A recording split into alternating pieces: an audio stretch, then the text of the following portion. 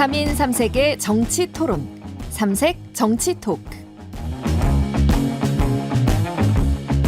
토요일 아침 2시간 동안 생방송으로 함께하는 CBS 주말 뉴스쇼. 오늘 2026년 첫 번째 시간입니다. 자, 3부는 정치 코너입니다. 한 주간의 정치권 주요 이슈를 3명의 서로 다른 시선으로 토론하는 시간이죠. 자, 오늘 출연자 소개해드리겠습니다. 국민의힘 송영훈 전 대변인, 신성장 경제연구소 최병천 소장님 모셨습니다. 안녕하십니까? 안녕하세요. 네. 안녕하세요. 두 분 좀 외롭고 쓸쓸해 보여요. 왜냐?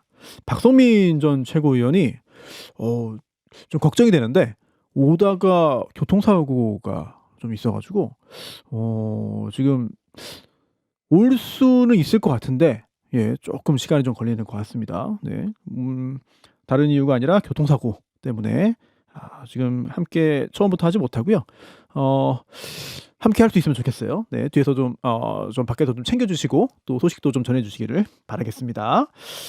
자, 사실 저희 처음 오늘 새해 첫 시간이잖아요. 그래서 서로 이제 돌아가면서 좀 덕담도 나누시고, 그중에 특히 박성민 전 최고위원과 송영훈 전 대변인의 어떤 상호 덕담, 이걸 좀 기대했는데 요거 좀 잠시 후에 좀 해야 될 것 같습니다. 네, 그래서 최 소장님은 올해 새해 각오나 목표나 뭐 그런 거 특별한 거 좀 있으면 소개해 주세요. 저는 개인적으로 올해 부동산에 관한 책을 쓰는 게 목표가지고요. 그래서 부동산에 관한 책을 쓰려고 열심히 12월부터 네. 작업을 하고 있는 중이고 뭐 실제로 어떻게 될지 모르지만 하반기 정도를 목표로 열심히 작업하고 있는 중입니다. 기대하겠습니다. 예. 네, 기대하겠고요. 책 나올 때쯤 되면 좀 말씀 좀 해주세요. 네. 네, 말씀해 주시고. 네, 송영훈 전 대변인은 올해 정치인으로서 목표 좀 궁금해요. 꾸준히 작년보다 더 좋은 말씀을 드리고 또 보수가 조금 더 체질이 나아질 수 있도록 하는 게 제 목표입니다. 보수의 체질 개선. 이 부분이 굉장히 좀 많은 것들을 좀 함축하고 있지 않나. 환골탈태를 말씀드리고 싶은데 그건 저 혼자 힘으로 할 수 없기 때문에 일단 체질 개선 정도를 말씀드리는 겁니다. 네, 굉장히 또 중요한 역할도 하고 계시니까요. 계속해서 더 큰 기대 하겠습니다. 자, 오늘 다룰 게 굉장히 많습니다. 그런데 이거부터 해야 될 것 같아요. 우선 강선우 의원. 강선우 의원이 제명됐습니다. 함께 하시는 분들 다 자세히 아시겠습니다만 1억 원 논란이 있잖아요. 네. 김경 서울시 의원이 보좌진에게 1억 원을 줬는데 보좌진이 1억 원 받았고 돌려줬고 나는 모른다라는 게 강선우 의원 측의 주장이고, 반면 김경 시의원은 한 걸음 더 나가서 나는 돈 준 적 없다. 자, 누구 말이 맞는 거냐? 또는 사실 둘 중에 두 사람 양측의 말이 다 동시에 참일 수는 없잖아요.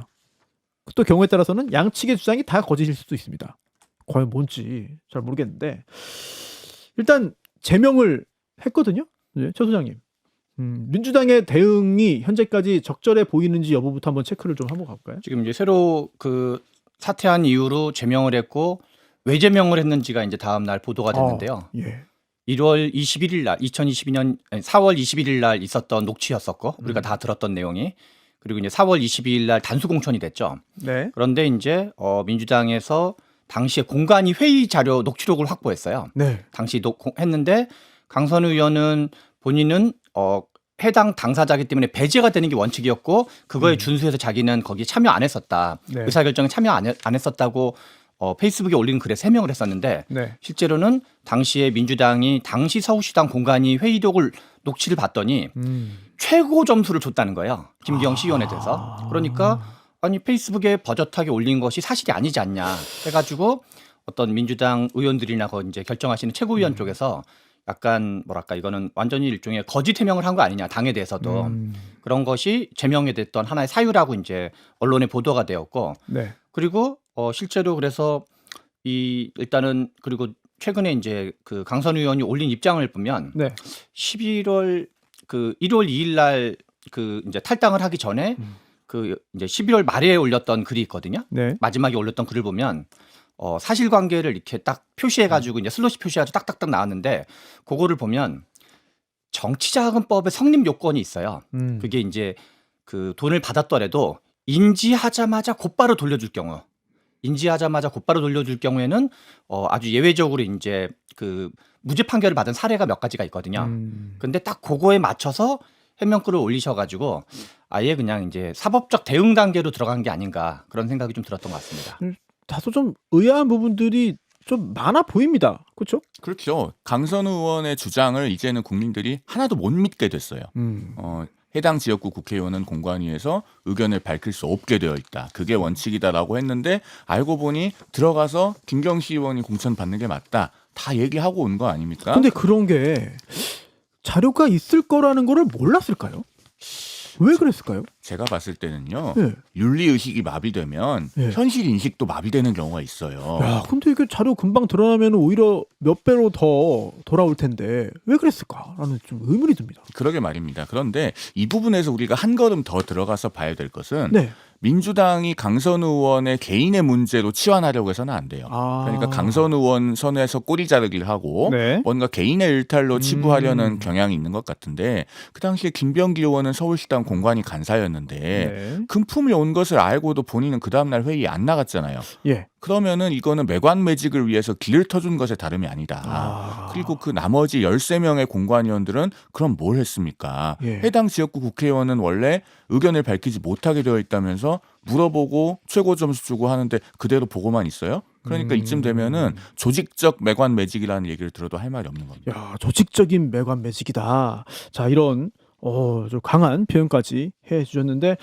물론 여러 가지 의혹이 있고요. 지금 사실 확인 단계에 있고 강선우 의원이 어느 정도 잘못을 어떻게 했는지 여부도 가려야 되는 상황. 물론 정치적으로는 뭐 치명타라고 볼 수 있겠습니다만 법적으로 간다면은 뭐 확인할 부분들은 있다. 다만 설령 법적으로 큰 문제가 아니거나 또는 문제가 되지 않는다고 가정하더라도 정치적으로 이거를 극복하는 것은 사실상 이제는 어려운 국면이 아닌가. 그런 생각이 들어요. 당내에서도 이미 다 등 돌린 거 아닙니까? 다 제명해버리고. 지금 한 가지 이제 우리가 녹취록이 아까 말씀드린 것처럼 4월 21일이었는데 거기 녹취록 내용 중에 그런 표현이 있어요. 김병기 의원이 일부러 불러가지고 의원실로 불러가지고 이제 아침에 하는 걸로 여러 가지 정황상 보여지는 건데 이것을 내가 들은 이상 그대로 넘어가면 공천이 그대로 되면 내가 묵인하는 꼴이다라고 말을 해요. 네. 근데 실은 묵인한 꼴이 된 거죠, 본인이. 알고도 묵인한 거가 명백하기 때문에. 묵인한 거 아닙니까? 그러니까요. 묵인한 거라는 얘기를 하는 거고요. 묵인한 꼴도 아니고 묵인한 격도 아니고 묵인을 한 것 같은데요. 네, 본인의 이제 표현이 묵인한 꼴이었는데 실제로 묵인을 하게 된 거죠. 네. 그리고 의도적으로 공간이 간사임에도 불구하고 그 회의에 의도적으로 불참을 하는 거거든요. 네. 그래서 이건 뭐 누가 봐도 우리가 정치적으로 봤을 때 강선우 의원은 그 이제 저 좀 살려주세요라는 말이 공천 좀 해주세요라는 말로 해석될 수밖에 없는 거고 누가 봐도. 예. 그리고 이제 김병기 의원은 알고 묵인한 게 너무나 명백하기 때문에 정황상으로 그래서 이거를 민주당에서 뭐 이거 당연히 강선우 의원이 김경 시의원 1억을 받은 거를 뭐 다른 사람들은 당연히 몰랐던 거죠. 그래서 이 둘에 한해서는 이 사건을 알고도 묵인 또는 뭐 이렇게 정치 자금을 부당하게 수수한 건 너무 명백한 거고 그리고 강선우 의원이 해명했던 것 중에서 네. 저는 공천을 약속을 하고 돈을 받은 사실이 전혀 없다는 점을 하고 즉시 반환을 지시했다라고 등등 얘기하는 건데 네. 이 말도 다 사실이 아닌 걸로 확인되는 거죠. 왜냐하면 21일 날 그러니까 그 21일 날 녹취록을 보면 전날 얘기했던 거를 다시 부른 거거든요. 그러니까 20날 얘기하고 21일 날 다시 불러서 녹취를 하고 네. 그다음에 22일 날 최고 점수를 줬다는 얘기는 네. 너무 당연하게도 즉시 반환했는데 뭐하러 최고 점수를 줘요. 상식적으로 생각할 때. 사실은 즉시 반환 뭐 돈을 받은 사실이 전혀 없다 이것을 믿기가 다 어렵게 된 걸로 봐야 돼가지고 네. 이거는 뭐 우리 박수현 의원도 뭐 의원들이 멘붕에 빠졌다 이런 표현도 썼었지만 예. 뭐 공천원금 1억 받은 거를 옹호할 사람이 누가 있겠어요? 상식적으로 생각할 때. 뭐 국민의힘들 이걸 장렬하겠어요? 민주당인들 장렬하겠어요? 그래서 이거는 어쩔 수 없이 이제 어떤 당에서는 최고 수위의 어떤 절차를 밟은 거고 그리고 이거는 사안 자체가 네. 사법적 수사로 갈 수밖에 없는 네. 그런 사안이 아닌가 싶습니다. 이미 뭐 여러 건의 고발이 이루어졌고 또 고발인들에 대한 조사도 이제 이루어지기 때문에 경찰 수사를 통해서 진상이 밝혀지지 않을까라는 생각이 들고요. 그런데 사실 강선우 의원이 구설에 오른 게 이번이 처음은 아닙니다. 이재명 정부 초대 여가부 장관 후보자였잖아요. 그러다가 갑질 논란으로 낙마했고 그 당시에 뭐 과거를 좀 돌아보면은 그때만 해도 비록 갑질 논란이 있었지만 방송에서 그리고 또 정가에서 민주당 계열의 정치인과 방송인들이 강하게 옹호를 했습니다. 물론 그 건과 이 건은 지금의 이 사안은 별개의 건이지만 글쎄요. 결국은 옹호에도 불구하고 낙마는 하긴 했지만 의원직은 유지를 했고 그런 상황에서 지금 또 이런 큰 문제가 의혹이 터졌는데 같이 또 이제 정치를 하시는 송영훈 전 대변인께서도 여러 가지 생각이 좀 들 것 같습니다. 이게요. 강선우 의원 개인의 문제라고 생각이 들지가 않는 게 2022년 4월에 발생한 일이잖아요. 네. 강선우 의원이 2020년 4월 총선에서 당선이 돼서 그 당시에 이제 겨우 국회의원 1년 11개월 정도 한 초선 의원이었습니다. 아, 그렇네요. 누구한테 배워서 이런 걸 받았겠어요.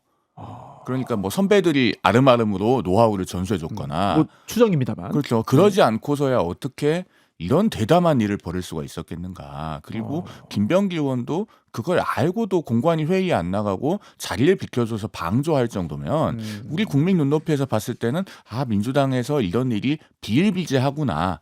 라고 보실 것 같아요. 그리고 첨언해서 말씀드리면 제가 지금 민주당에서 공천원금 문제가 터졌다고 해서 민주당만 그런 일이 있고 국민의힘에는 이런 일이 전혀 없다라고 말씀드리려고 하는 것도 아닙니다. 만약 그렇게 장담했다가 뭐 하나가 또 아니 나오면 이미 있잖아요. 건진법사라고 자처하는 전성배 씨가 경북도 의원 공천원금 1억 원 네. 받아서 지금 재판 받고 있습니다. 네. 그러니까 권성동 의원도 있고 뭐 여러 아니 명이 그러니까 있는 거죠. 여야 공이 이런 일이 있는데 중요한 것은 이것을 개인의 일탈로 꼬리를 자르고 갈 것이 아니라 대대적으로 발본색원을 해서 우리 정치를 개혁할 수 있는 계기로 삼아야 돼요. 늘상 말씀드리는 건데 예. 2004년에 이른바 오세훈 선거법은 오세훈 서울시장 혼자 만든 게 아닙니다. 예. 그 당시에 물론 오세훈 의원의 의지도 있었지만 시대가 그걸 뒷받침해줬어요.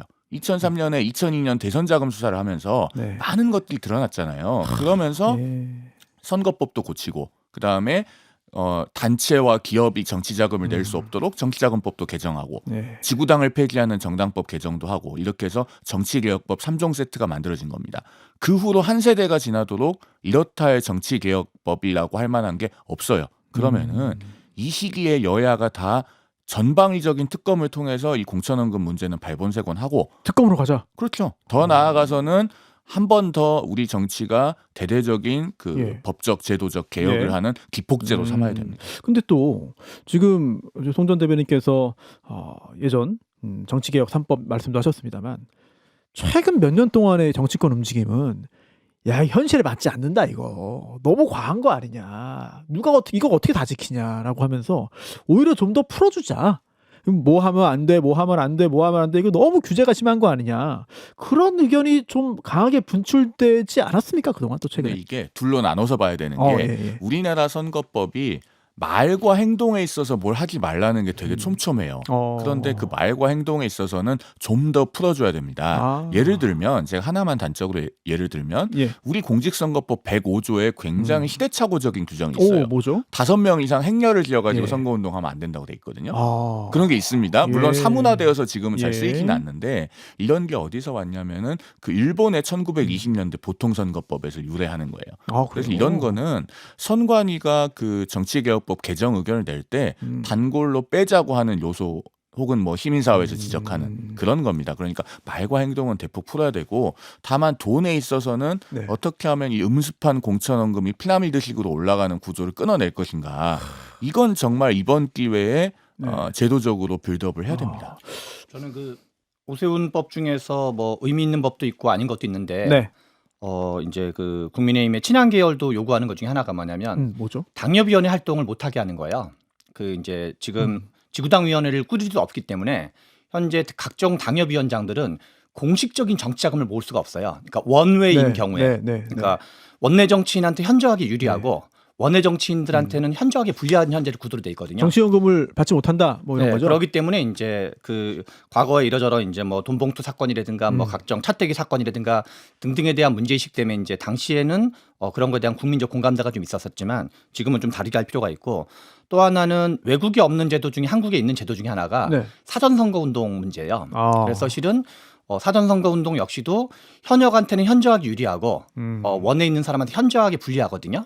그리고 심지어는 과거 이제 민주노동당의 조승수 의원 같은 경우는 그 선거 운동이 들어가기 전날 지역 현안에 대해서 지역 주민들이 물어본 거에서 답변했다는 이유만으로 의원직이 날아간 적이 있어요. 울산이었죠? 네, 울산에서. 그래서 너무 이제 현역들한테 유리하고 그다음에 이제 원외한테 불리한 여러 가지 제도가 많고 또 하나는 저는 정치자금 문제에 한해서 네. 저는 뭐 이게 당연히 뭐 국민의힘이든 민주당이든 이게 뭐 돈 받는 요령을 가르치는 의원은 아무도 없다 생각을 해요. 그래서 그거는 좀 어떤 이제 비판으로는 할 수 있겠지만 현실과는 좀 다르다고 생각이 들고 다만 우리가 할 수 있는 것 중에 하나는 어떤 사건이 터지는 걸 다 예방하는 건 사람 사는 세상에서 어려운 점이 있는데 한 번 터졌을 때 단지하는 건 필요하거든요. 어허. 저는 그 중에 하나는 정치자금법과 관련된 공소시효를 좀 훨씬 늘릴 필요가 있는 거 아니냐. 왜냐하면 우리가 정치를 하다 보면 3선, 4선, 5선 하는 사람이 많잖아요. 예. 근데 속된 말로 초선, 재선 때 먹은 게 나올 수도 있거든요, 나중에. 그래서 저는 정치자금에 한해서는 그런 거를 좀 공소시효를 늘려가지고 야, 내가 한번 걸리면 작살나는구나 라는 거를 좀 이렇게 약간 일벌백계 같은 문화를 잡아서 그런 게 좀 필요하지 않나 생각이 근데 듭니다. 이제 또 공소시효가 법으로 하는 건데 법은 또 국회에서 만드는 거고 그럼 국회의원들이 저 처벌 가능성을 좀 늘려주십시오라고 스스로 해야 되는 건데 참 쉽지 않은 일이겠네요. 그게 이제 정치자금법이나 그 정치 개혁들이 어려운 이유 중에 하나인데, 예. 근데 가끔 그게 되긴 되거든요. 근데 그만큼 여론의 압박이 있을 때 되는 거죠. 국민적 공감대가 형성돼서. 이번 그 강선우 의원 사태가 그런 국민들의 어떤 정치 개혁 의지로 좀 정이 되지 않을지 이런 생각도 좀 드는데. 그래서 국민적으로 특검을 요구해야 돼요. 앞서 공소시효 말씀하셨는데 대표적으로 지금 공소시효에 직면해 있는 불법 정치자금 사안이 통일교 게이트 아닙니까? 공소시효 7년이 다 된 사건이 일부 있을 수 있죠. 네, 내물이면 모르겠지만. 네. 그런데 지금 여당이나 야당이나 국회에 제출해 놓은 특검 법안을 보면 부칙에 공소시효 정지 조항이 있어요. 그 법이 시행이 되면은 특검의 수사 기간 동안에는 공소시효가 일단 정지됩니다. 예. 그거라도 빨리 해야 되는데 지금 차일필 협상을 민주당이 끌고 있는 것처럼 보여요. 그러니까 그런 것부터 빨리 제정을 하고 더 나아가서 이 문제가 어쨌든 대대적인 정치 개혁으로까지 연결되려면은 하나의 사례만으로는 부족합니다. 그런데 깊이 수사해 보면 여러 건 나올 거예요.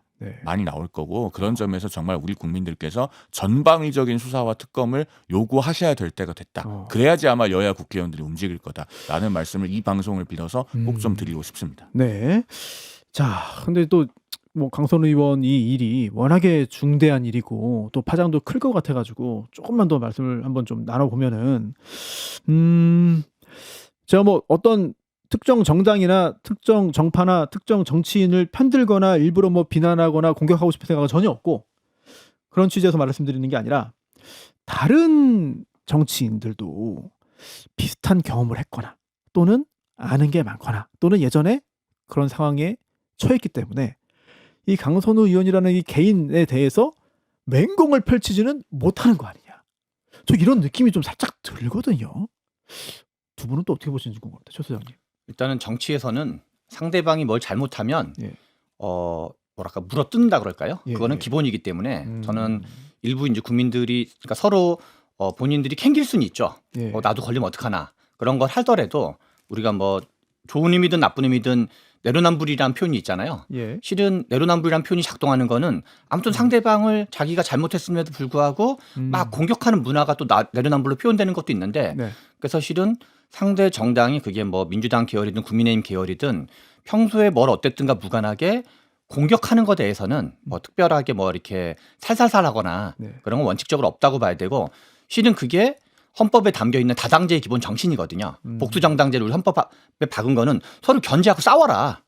그래서 그게 그렇게 하는 것이 사회 전체적으로 보면 순기능이 훨씬 더 크다라는 문제이시기 때문에 정치 전반에 대한 불신과 어떤 이제 사건을 우리가 비판하는 거는 약간 좀 구분해서 볼 필요가 있겠다라는 생각이 듭니다. 그런데 지금 민주당이 김병기 의원에 대해서 해온 걸 보면 역시나 우리 국민들께서는 왜 저러고 있는가에 대해서 짐작하고도 남음이 있을 것이다라는 생각이 듭니다. 지금 오늘 아침에 중앙일보의 단독 보도를 보면 그 김병기 의원 배우자의 법인카드 유용 의혹 그러니까 구의회 부의장의 업무 추진비를 받아서 쓴 그 의혹 있지 않습니까? 그것과 그다음에 불법 정치자금을 현금으로 받았다가 돌려줬다는 의혹에 관해서 그 구의원들이 탄원서를 냈는데 오히려 김병기 의원에게 돌아갔다. 라고 하는 그 문제 있죠.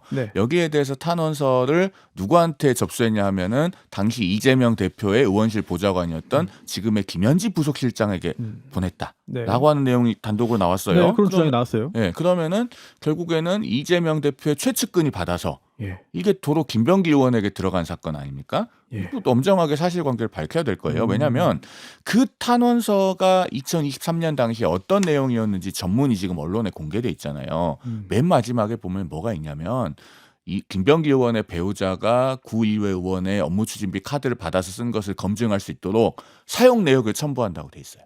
그 사용 내역을 확인해 보면 여의도의 그 좋은 식당에 가서 비싼 돈 내고 밥 먹은 거. 뭐 그런 게 나옵니다. 그러면 그런 게 첨부돼 있어서 다 사실관계를 확인할 수 있고 수사 의뢰를 할 수 있을 정도로 갖춰서 냈는데도 그게 아무런 조치 없이 김병기 의원에게 돌아간 사건이에요. 이거는 결국에는 민주당에서 그동안에 조직적으로 비리나 부정을 엄호 내지는 은폐해 왔다고 보일 만한 사안이어서 이건 결국에는 네. 외부에서 수사받아야 됩니다. 특검이 해야 되겠죠. 특검 주장. 송전 대변인 계속 해주고 계시고요. 저희 광고 듣고 돌아와서요. 네, 김병기 의원 전 원내대표 이야기 그리고 또 국민의힘에서도 여러 가지 이야기들이 있으니까요. 세 분과 함께 이야기 살펴보겠습니다. 이제야 비로소 3색이 완성됐습니다. 네, 박선민 전 최고위원. 네, 안녕하세요. 제가 네. 아침에 접촉 사고가 있었어서 네. 수습을 하고 오느라 조금 네. 늦었습니다. 아니 네. 괜찮으세요? 좀 전에 그 광고 나갈 때 얘기했는데 좀 아프신 것 같아요. 아, 네, 제가 왼쪽 무릎을 네. 좀 세게 이제 음. 부딪혀가지고 지금 약간 삐걱거리고 있는 아이고 상태입니다. 이거 오늘 방송 끝나고 예, 예. 병원에 꼭 가요. 병원 가셔야 됩니다. 예, 음. 30분 정도 변호사님이 있다가 계시니까 또 든든합니다. 네, 의사가 더 필요한 것 같습니다. 지금 네. 법적인 쟁점은 아니어서. 네, 순수 피해자니까. 네. 삼색 정치 토크 이어가겠습니다. 정신없게 오셨을 텐데 저희가 그동안 안 계신 동안에 강선우 의원 얘기를 했습니다. 아, 네. 네, 네.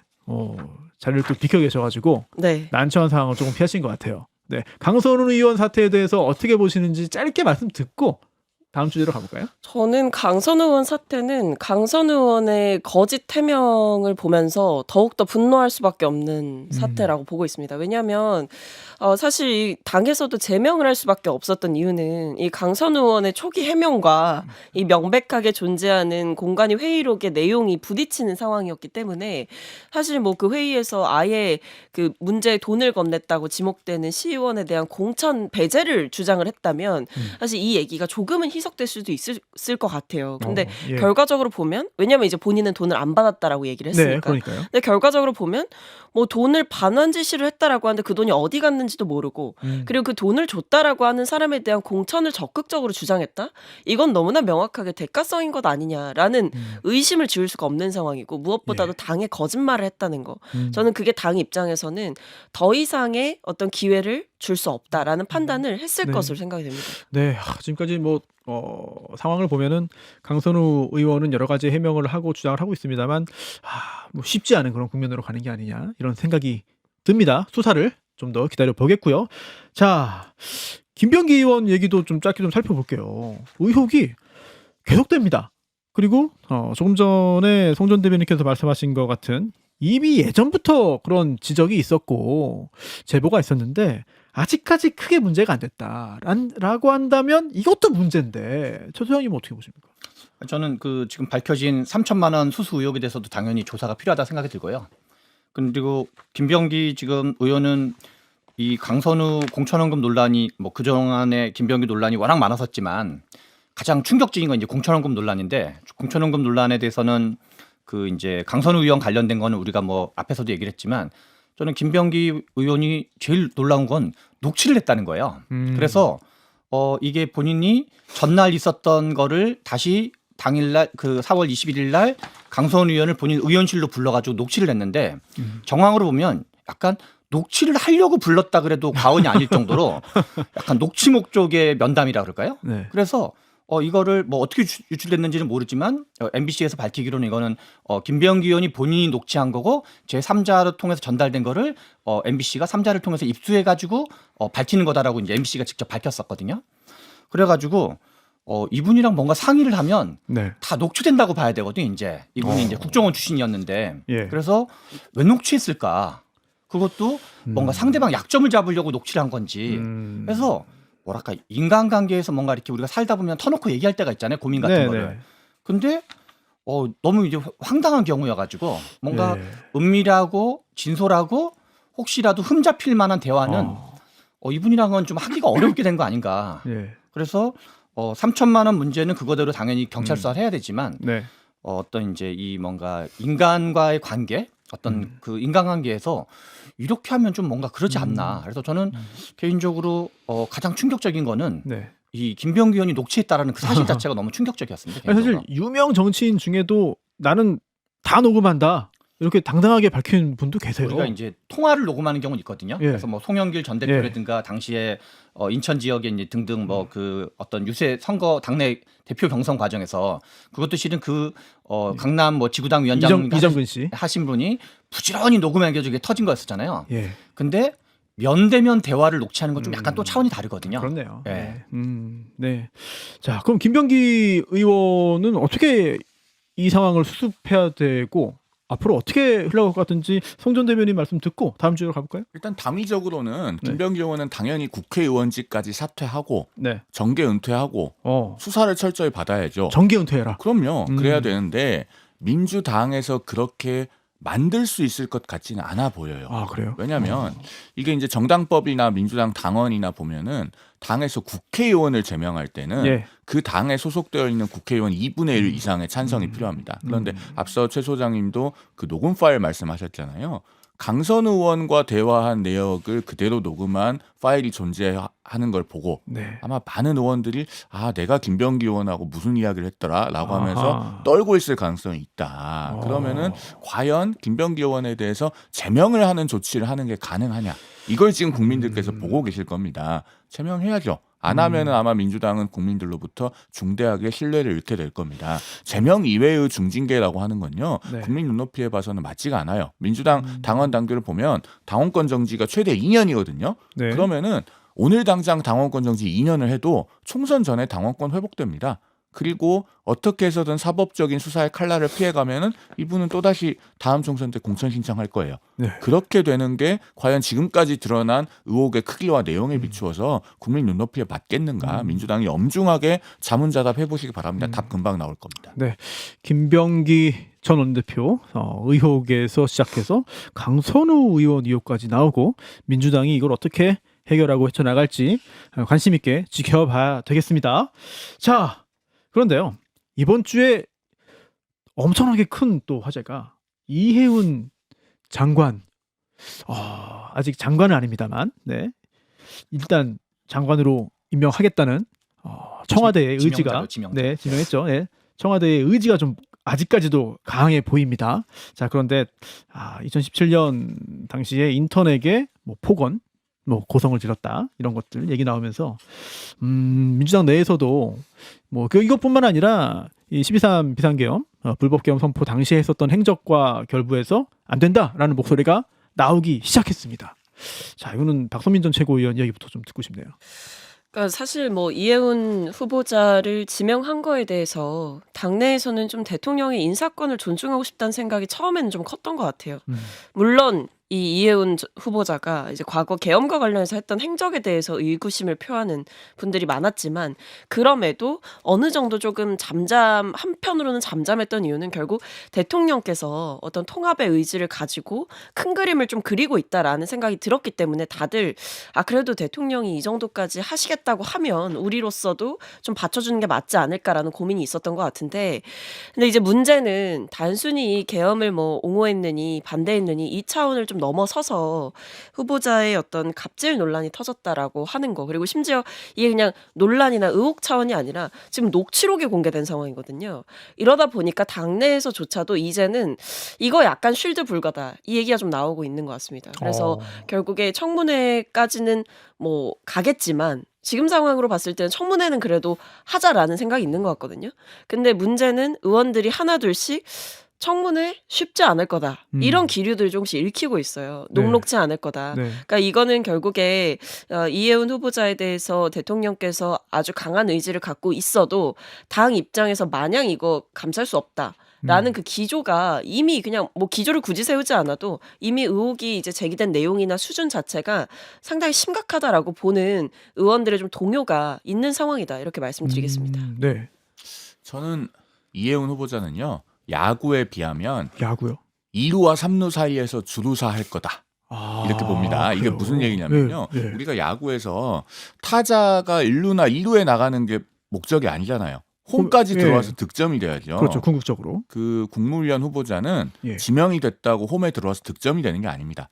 임명권자에 의해서 지명이 된 것은 이제 1루에 나가는 것에 불과하고 그다음에 2루가 언론의 검증, 네. 3루가 인사청문회, 1루, 2루, 3루 다 지나서 임명권자가 최종적으로 임명을 해야 홈까지 들어오는 거예요. 예. 그런데 안 이제 될까요? 힘들까요? 이해운 후보자는 2루 언론의 검증 그리고 3루 인사청문회 사이에서 아마 협살 플레이를 당할 것 같다. 그럼 청문회까지 가지도 못한다? 그렇죠. 그리고 설령 3루까지 가도 3루와 홈 사이에서 협살 플레이 당할 걸로 봅니다. 그러니까 박한평가를 하시네요. 지금 국민의힘 의원들도 이 인사청문회는 절대 대충 넘어갈 수 없는 상황이거든요. 그렇네요. 진영을 넘어갔잖아요. 그러네요. 그러니까 아마 총력을 기울일 겁니다. 그다음에 민주당 의원들도 지금 자당의 강성 지지층이 보고 있잖아요. 네. 엊그제까지 윤어게인 하던 분을 이재명 정부의 장관으로 임명한다는데 그걸 두고 볼 수 없는 사람들이 굉장히 많습니다. 그러면은 민주당 국회의원들도 최선을 다해야 되기 때문에 이 인사청문회는 일단 증인 참고인이 없는 청문회가 되지 않을 거예요. 김민석 총리 청문회처럼 네. 당시 배추 투자가 큰 의혹이 있었는데 그 증인을 부르지 않고 넘어간 그런 청문회가 될 수가 없습니다. 자, 그러면은 2017년 그 3단 고음 녹음 파일 나왔잖아요. 그 인턴 직원이 만약에 증인으로 나온다. 이해운 후보자 무사히 통과할 수 있을까요? 그리고 이 의혹 하나만 나오는 게 아니거든요. 그래서 저는 이해운 후보자는 협살 플레이 끝에 홈에 못 들어올 것이다. 이렇게 봅니다. 증인이 채택된다면 누구를 채택할 것이냐. 이걸 또 여야가 또 협의해서 해야 되기 때문에 그 부분이 또 큰 관건이 될 것 같다는 송 전 대변인의 말씀이었고요. 최소영님 어떻게 보세요? 저는 이제 한편으로 낙마 가능성이 높다고 생각이 들면서도 네. 국힘이 워낙 전투력이 너무 없어가지고 그래요? 과연 잘할까 싶은 감도 있는데 근데 이제 지금 이게 보면은 우리가 이번에 발표된 분 중에 국민경제자문위원회 부의장으로 김성식 의원이 같이 발표됐어요. 그래서 이분도 예. 이제 이명박 정부 때 보수 정당에서 국회의원도 하시고 그래서 실은 두 분 다 약간 보수 쪽 사람이었는데 네. 김성식 전 의원에 대해서는 뭐 비난하는 사람이 아무도 없어요.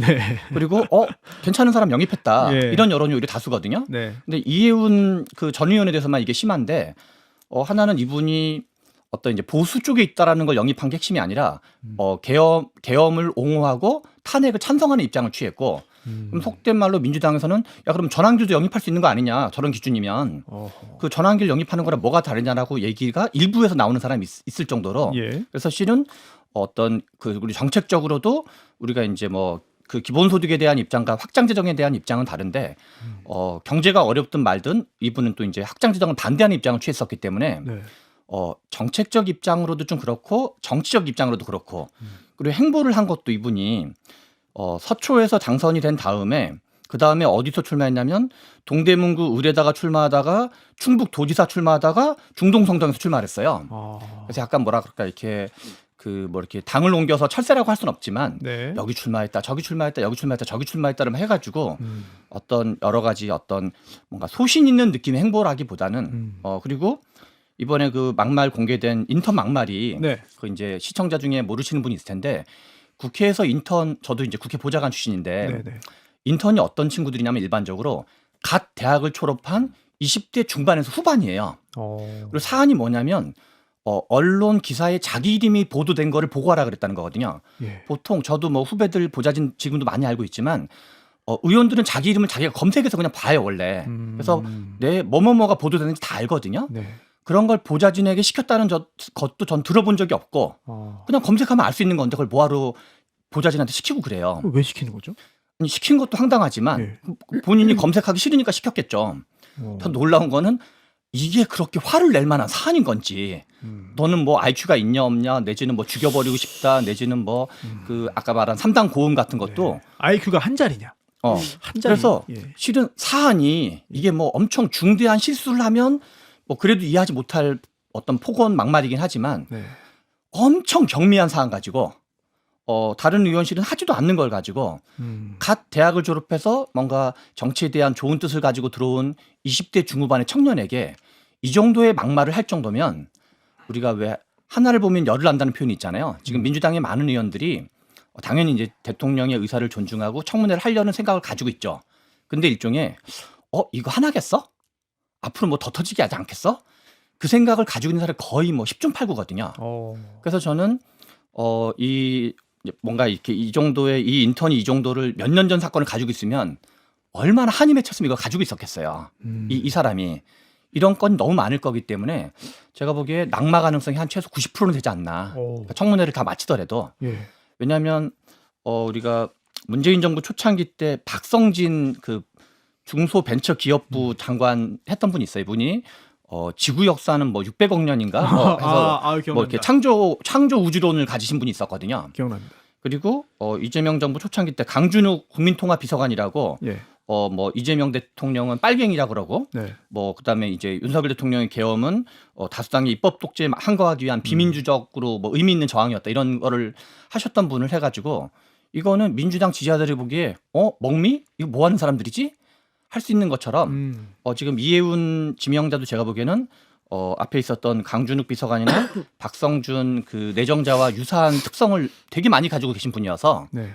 앞으로 이제 어떻게 보면 이분이 그 강선우, 김병기 뉴스를 덮을 정도의 폭발력 있는 그런 분이 아니신가 싶습니다. 네. 아까 그 지구 역사는 아마 6,000년인가 뭐 그랬을 것 같아요. 네, 예. 네, 짧게 봤다. 비과학적으로 뭐 그런 말씀 이었고. 자, 그런데 이 이해운 장관 후보 논란을 보면서 저는 이런 생각이 들어요. 지금 국민의힘에서 이해운 후보자의 어떤 개인적인 인격이라든지 이 성품에 대해서 강하게 공격을 펴고 있는데, 근데 이제 그동안 자기 당 같은 당 있을 때는 그런 지적 없었거든요. 근데 이렇게 다른 당으로 간다고 하니까 입장을 바꾸니까 그래 원래 그랬어. 우리도 다 알고 있었어. 말을 하면 이거 누워서 침 뱉는 거 아닌가라는 생각이 들거든요.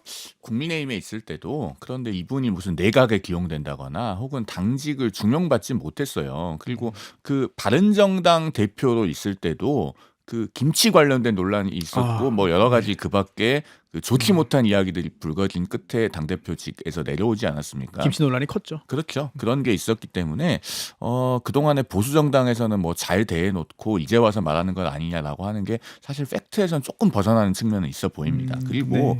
이제 이재명 대통령이 근본적으로 그러면 이해운 후보자를 왜 지명했냐라고 네. 하는 그 의도에는 궁금해요. 저는 이름표를 붙여줘가 있다고 봐요. 그것도 무슨 말씀입니까? 뭐냐면 이해운 후보자가 과거에 이제 그 재정 건전성을 많이 주장을 왔잖아요. 예. 그런데 이재명 정부의 재정 정책은 뭐 뚜렷하게 확장 정책 기조입니다. 이건 뭐 좋게 말해서 확장 재정이라고 하는 거지. 예. 사실은 그 곳간 퍼주기 포퓰리즘에 가까워요. 돈 푸는 거죠. 그렇죠. 그러니까 올해 본 예산이 작년 대비 54조 7천억이 늘어났습니다. 그리고 금년에 그 국채 발행 한도가 225조 7천억이에요. 그 중에서 국가 채무의 잔액을 늘리는 국채 발행 순 한도는 109조 원대거든요. 이거 좀 많이 줄여야 되는데 예. 2025년 대비 거의 줄지 않았습니다.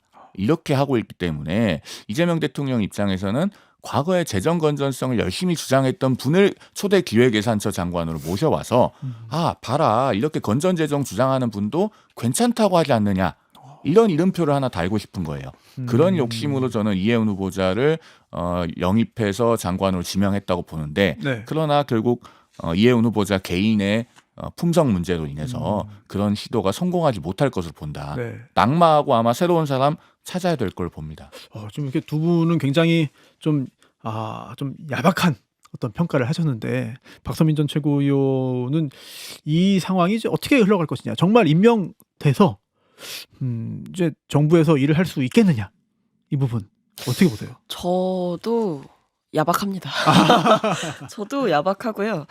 저는 사실 청문회까지는 그래도 갈 것 같다라는 생각이 들기는 하는데 물론 근데 봐야겠죠. 뭐 변수는 이제 언론 보도에서 뭐가 더 나오느냐, 네. 뭐 어떤 제보가 더 이어지느냐, 그 논란의 수위가 어느 정도까지 올라가느냐의 문제인데 그래도 아직까지는 뭐 옹호하는 청문회는 안 되겠지만 그래도 청문회는 갈 것 같다라는 예. 기류가 이제 뭐 대부분인 것 같아서 그건 갈 네. 것 같은데 근데 문제는 이게 공개된 녹취록이라던가 네. 이런 의혹들의 내용이 사실 사과를 한다고 덮일 수 있는 문제냐라는 거에 대해서 전 좀 의구심이 있거든요. 예. 그러니까 이게 특히 저는 녹취록이 공개된 게 좀 크다고 보는 게 네. 각인이 된단 말이에요. 국민들의 머릿속에 그 후보자의 목소리가 예. 그 어떤 그 고음이 지금 들릴 것 같습니다. 네, 정말 솔직히 제 주변에는 예. 듣다가 막 이어폰 뺐다 이런 분들이 좀 계시더라고요. 그러니까 아우, 이제 듣고 예. 가다가 깜짝 놀라서 예. 막 뺐다 이런 분들이 계시고, 심장이 두근두근거려요. 네, 되게 그런 이 내용들도 충격적이지만 그 자체가 너무 충격적이었기 때문에 사실 어떤 그 머릿속에 각인된 이 고음을 우리 모두가 잊을 수 있을까? 저는 쉽지 않을 거라고 보고, 네. 그런 면에서 네. 의원들도 이것을 적극적으로 옹호하기는 당연히 어렵고, 네. 그리고 아무리 의원들이 비판을 해도 사실 후보자가 할 수 있는 얘기는 죄송하다 정도일 거거든요. 근데 그 죄송하다라는 말이 이 고음을 덮을 수 있을 것인가? 저는 거기에 대해 상당한 의구심을 네. 가지고 있습니다. 근데 또 일각에서는 이게 이재명 대통령이 정말 내 편 들어주는 사람을 가리기 위한 목적이다. 이런 설도 있습니다. 지금 이해운 후보자 임명에 동의하고 힘 실어주는 사람은 오케이, 좋아, 우리 편, 내 편. 또는 여기서 뭐 다른 소리 한다? 아, 이거 안 되겠는데? 이렇게 판단하는 거 아니냐. 근데 저는 그 지지율을 걸고 예.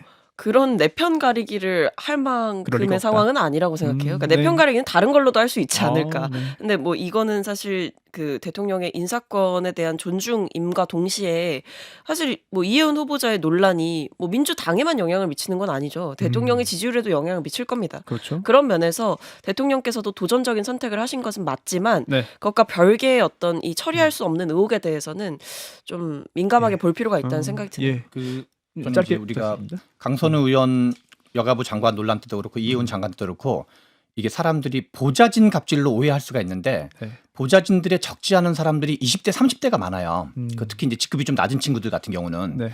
그래서 우리나라에서 지금 20대, 30대들이 겪는 여러 가지 애환들 있잖아요. 그래서 실은 보좌진 그 갑질 논란을 보면서 감정이입이 되는 거거든요. 그래서 많은 청년들이 야, 나한테도 저러겠네? 라는 걸 겪으면서 네. 이게 단지 어떤 특정 개인에 대한 거로 느껴지기보다는 한 시대의 그 청년들에 대한 어떤 그 안타까움? 이게 전 합쳐져 있기 때문에 네. 상당히 정치적으로 폭발력 있는 이슈다라는 생각이 듭니다. 그 우리 방송에서 네. 사실은 세 사람이 의견이 일치되는 경우가 그렇게 많지 않아요. 오늘인가요? 지금? 그렇죠. 그 예. 제가 어떤 말씀을 드리려고 하냐면 축구에서도 3심이 다 옵사이드라고 하면 대체로 예. 옵사이드 맞거든요.